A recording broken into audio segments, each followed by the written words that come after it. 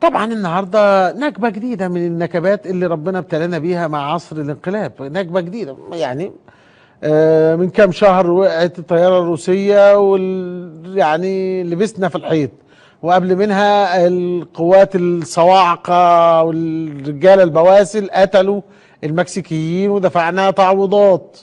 عمالين نخبط في الحيط. النهارده طياره مصريه كمان خبطت ووقعت وهي راجعه من باريس، وقعت عند جزيره كريت اليونانيه، جزيره كريت اليونانيه. وطبعا اللي انا ملاحظه، طبعا اول حاجه يتوجب علينا، بس انا في صوت يا جماعه او حاجه في وداني بعد اذن حضراتكم، يا ريت تشوفوها، جزاكم الله خير. تاني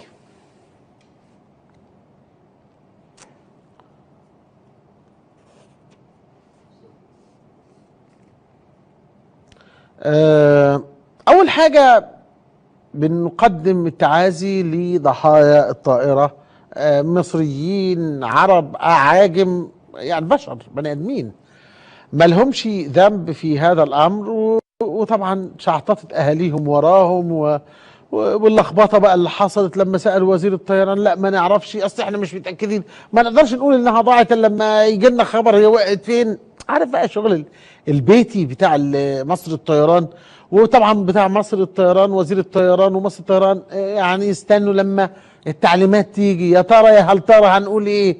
حتى مصر الطيران طلعت بيان وقالت انه في استغاثه، طلع بعد منها المتحدث باسم الجيش وقال لك مفيش استغاثه. يا عم في ايه؟ في ايه؟ وبسرعه بسرعه قال لك انه العمليه ارهابيه بسرعه كده.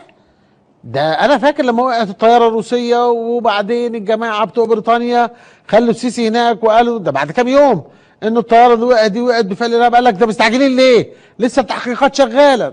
يعني اسئله برضه مثيره، هي في تحقيقات ولا لسه؟ ولا الوزير الطيران جاله كلام من المخابرات ومن الجيش انه بسرعه اعلن انه عمل ارهابي؟ طيب وبعدين فكره انه لا الطياره بتاعتنا سليمه. ايوه انا طبعا ممكن ادافع عن مصالح بلدي، بس في النهايه انت بتكلم عربي زيك، اللي هناك ما بيفهمش الكلام اللي حضرتك بتقوله ده. يعني ان انت تيجي في نص ساعه وتقول ايه حادث ارهابي، حادث ارهابي، يلا يا عالم اتعاطف معانا، لابد ان يتعاطف معنا العالم، احنا ضحايا الارهاب. ده مش هيفيد، لانه مصر الطيران فيها مشاكل كتير. طيب مصر الطيران زي ما انا قلت في تغريده هي اشبه بمصر للقضاه، مصر للجيش، مصر للشرطه، هي كلها شركه.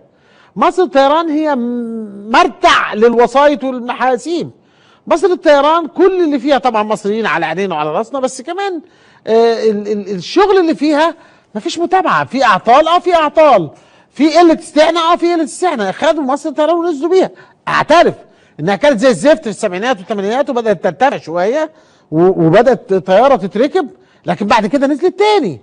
وبعدين عندك مشاكل مع الطيارين، بعدين عندك مشاكل مش عارف مع مين، وعندك مشاكل مع مين. فالبلد فعلا زي ما قال السيسي قدس الله سره، بلد ما هيش بلد، ما هيش دولة، وحاجة مهترئة. وهو يعني وما اعرفش ربما يكون عقاب من الله انه بيمد ايده لاسرائيل اللي بتقتل في اخواننا الفلسطينيين، وبيمد ايده اليها وبينكفي عليها وبيقول لهم ابوس ايديكم شوفوا الفيديو بتاعي وشاوروا لي وقولوا لي احنا موافقين وشوفوا كلامي وعرضوه على الاسرائيليين. كان ربنا بيعاقبنا بيقول لنا ما تمدوش ايديكم، ما تتعاونوش مع بني اسرائيل. حاجه برضو لافته للنظر انه الصوره اللي حضرتك شفتها من شويه والفيديو اللي حضرتك شفته او هنشوفه كان للرئيس الفرنسي، الرئيس الفرنسي اولاند. طيب طلع قال كلام، طلع عمل مؤتمر صحفي. طيب لا مؤاخذه هو فين السيسي؟ ولا السيسي بس عاوز يجي يقول لهم انا عملت لكم كهرباء، انا عملت انجاز ما عملوش حد في التاريخ؟ طيب ما اتكلمنا عن انجاز الطيارات اللي بتقع اهو. هولاند قدام حضرتك بيتكلم بيقول هنعمل ايه وهنساعد في ايه. طب السيسي فين؟ لسه مختفي.